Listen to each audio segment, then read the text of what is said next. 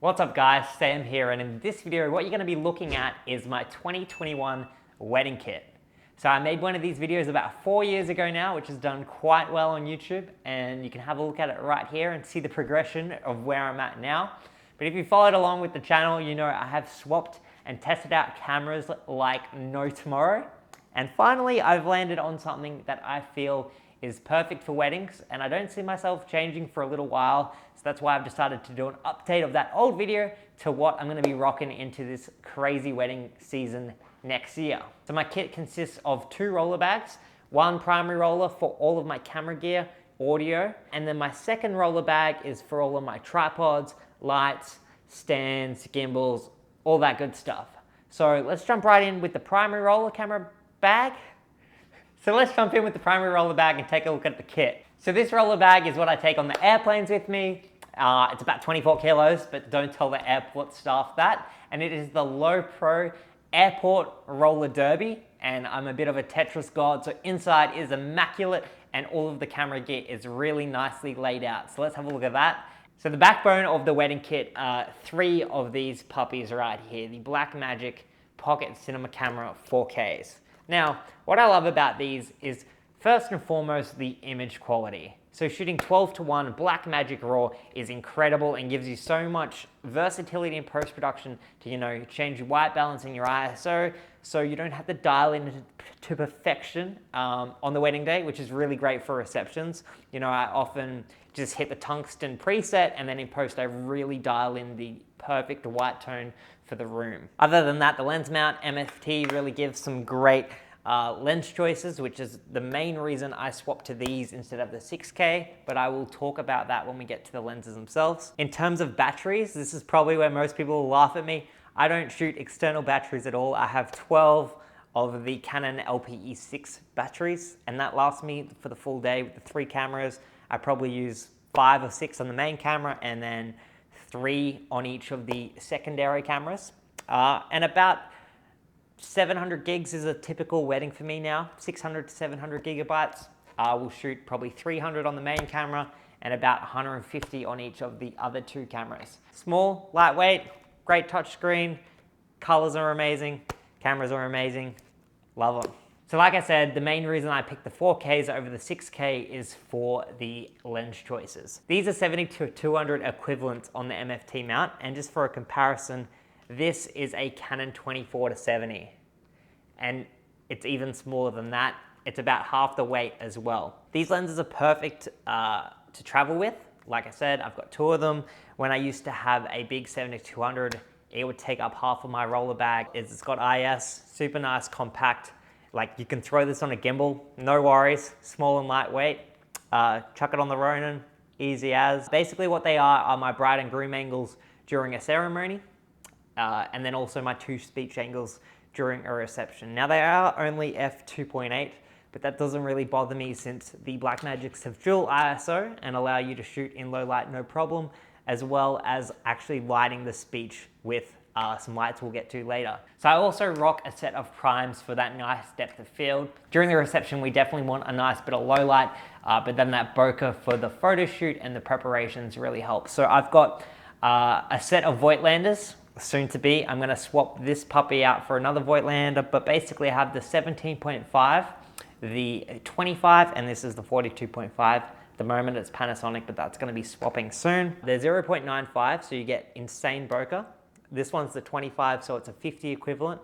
Basically just times the lens by 2 to get the Blackmagic equivalent. So it's a 35, a 50, and an 85. These are full metal, full manual. They're really buttery smooth focus, and then yeah, the low light on them is incredible. The bokeh on them is incredible. They're a little bit soft. And they have a little bit of chromatic aberration, but once you stop down to f1.4, you're laughing, and they look amazing. Next up, I have the Leiwa 12mm 2.8 non-distortion. Now this is the Canon EF lens. It's my only EF lens. But I couldn't get rid of it. I love it so much. I've got a Viltrox speed booster permanently on the back of this bad boy. But this is also good to have in the kit in case I'm shooting with someone who shoots on Canon.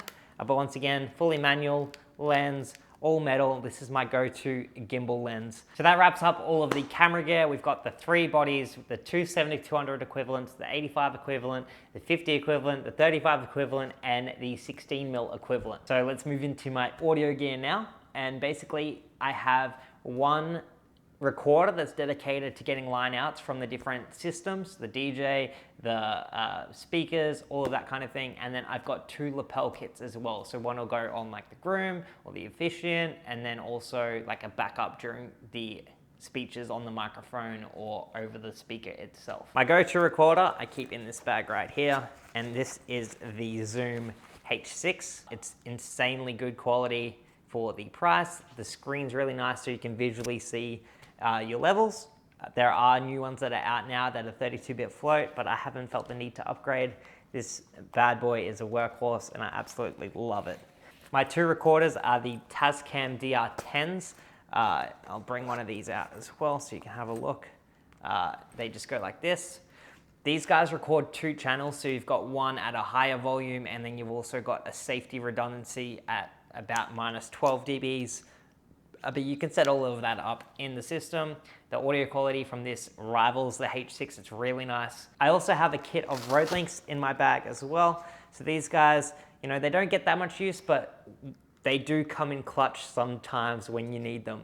I've blacked out the Rode logo right here so I don't see it, but sometimes I will tape this on the microphone as well, and then this will transmit a signal directly into my camera or my recorder when there aren't any other options. So these are good backup to have in your bag just in case. The final thing I have with audio is this, a bag of cables. So in here I have every cable known to man. I have like a 3.5 to 3.5, a 3.5 to normal jack, a 3.5 to XLR, XLR to XLR, an XLR splitter. I have everything in here. And in the description, I will put a link to them all and all the different variations, and then some like adapters as well, some Y splitters. This bag just gets you out of trouble no matter what system you find yourself working with on the wedding day.